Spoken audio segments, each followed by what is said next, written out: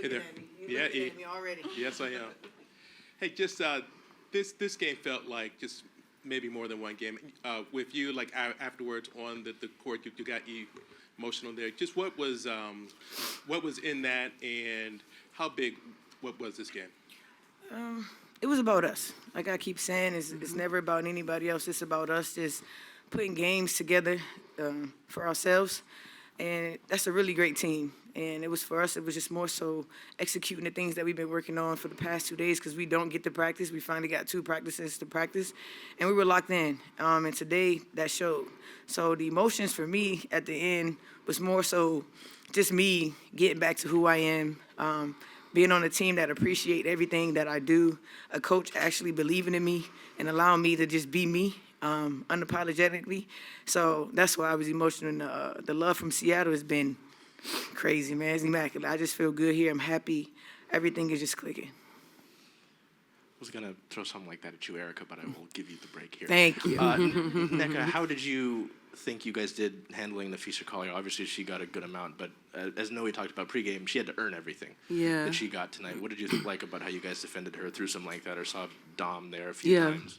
I mean, Fee is she's a problem. She's a problem.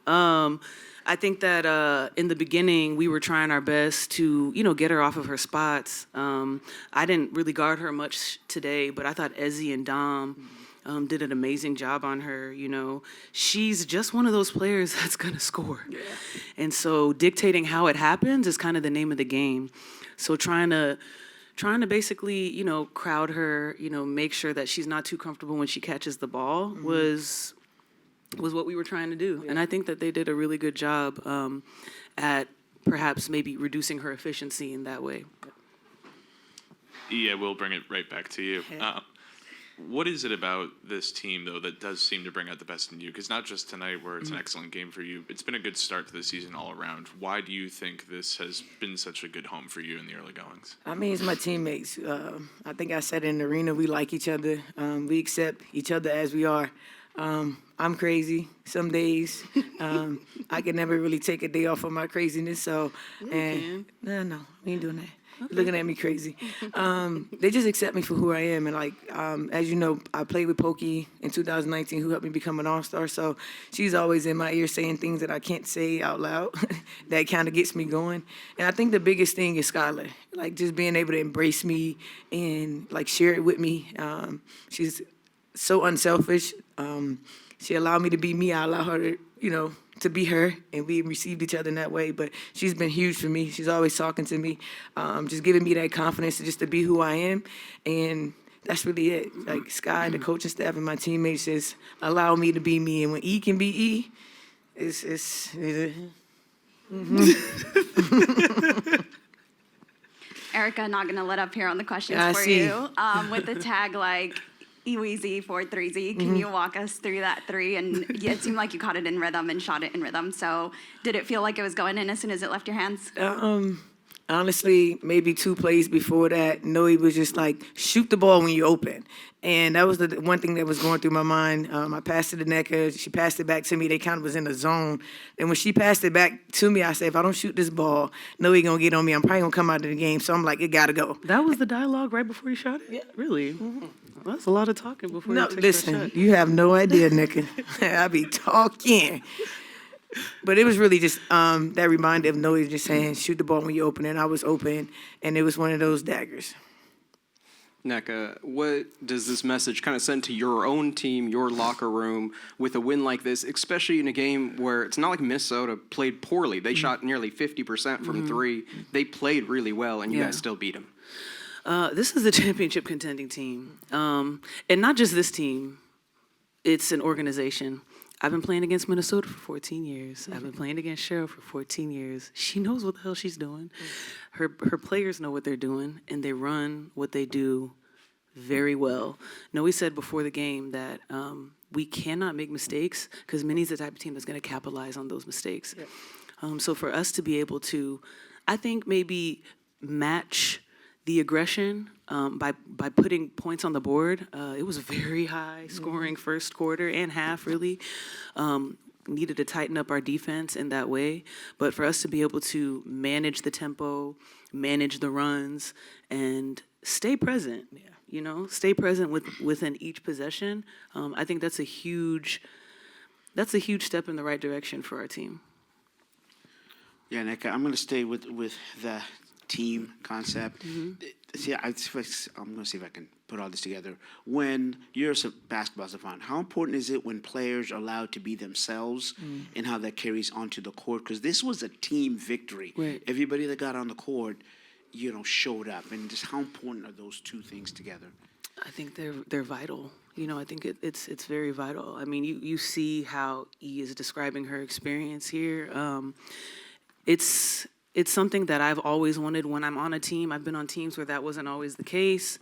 But being able to be you allows you to also play you, and embracing that in a way where there's a balance. I think that our front office and our coaching staff also were very intentional about balancing everyone who can be themselves on a team together. And in moments where perhaps, personalities mix and match, like we have a group of people that know how to be mature about it, that know how to be light about things. We know how to address just the common things that you experience in relationships, and being teammates is a very, very, we're with each other every single day. So I'm very happy that E's able to come up here and say that she's comfortable, she's able to be herself. I've played with her before, and I didn't think I could get to know you even more. Well, here we are. But I guess that's what happens when you foster an environment where people can be themselves and then let go and just play as hard as they can for each other.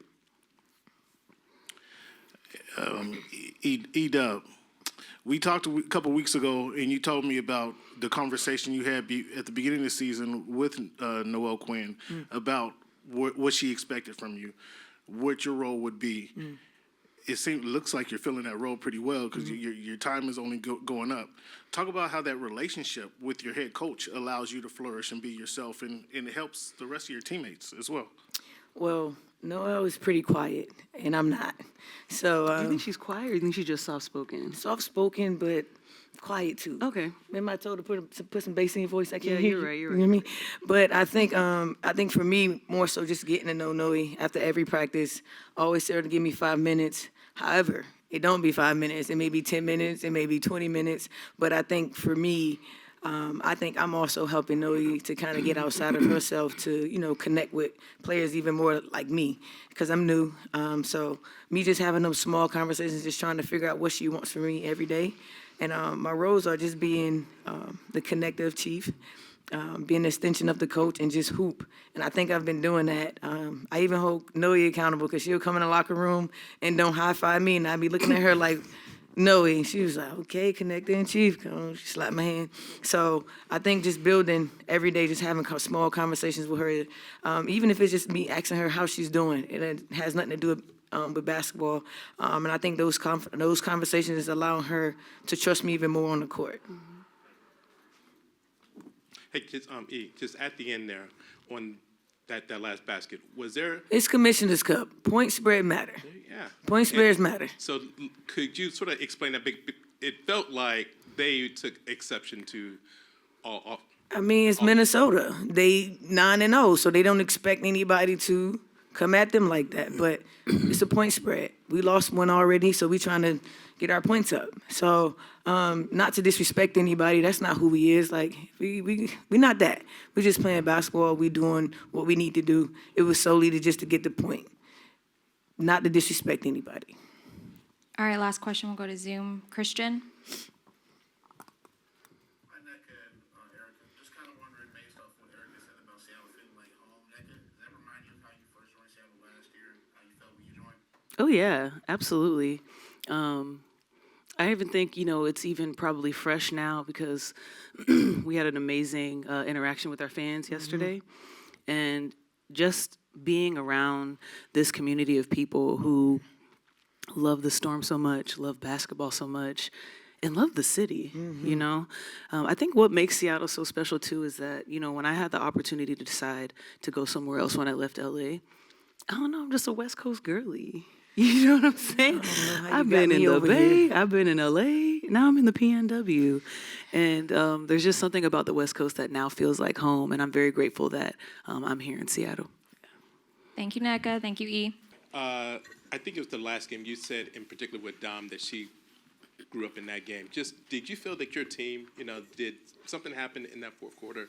Maybe your team kind of showed you something, did something, did they grow up in a way? Because it felt like a very big game out there. I would probably point to the third quarter, just down 11 and rallying and just stringing together possessions of good defense and pretty good offense.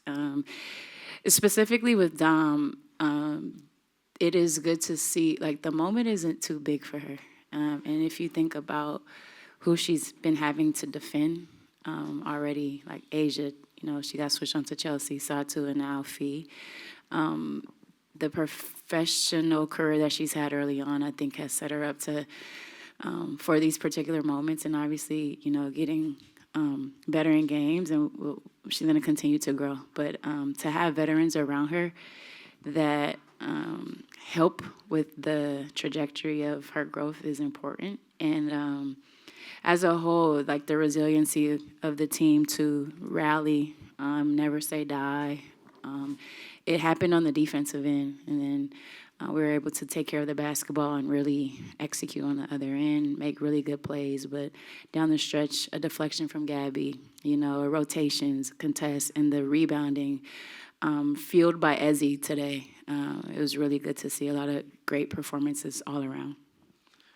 Coach, I know collectively we've talked to you a bit about Erica Wheeler, but obviously a big game tonight. Can you speak to what, she helped you, push that really big run in the second half, and maybe the connector-in-chief nickname that she's got? Connector-in-chief, yeah. First of all, he is an amazing human being, and the things that are happening to her on the basketball court, I feel like are a direct reflection of who she is as a person. An excellent teammate, shows up every day with the correct mindset. And, yeah, the connector-in-chief, not only on the court, off the court, and to play big minutes. And in that particular stretch, I thought she was able to push the pace a little bit. And, Gabby and Sky are off the ball. I've been getting on her a little bit for not shooting open shots, but I thought that she was really, really impactful in her minutes, and not only on the offense, but the defensive end. She's small in stature, but not small in heart, and desire and want and will. But at the end of the day, amazing teammate, and the things that are happening to her right now are a direct reflection of who she is.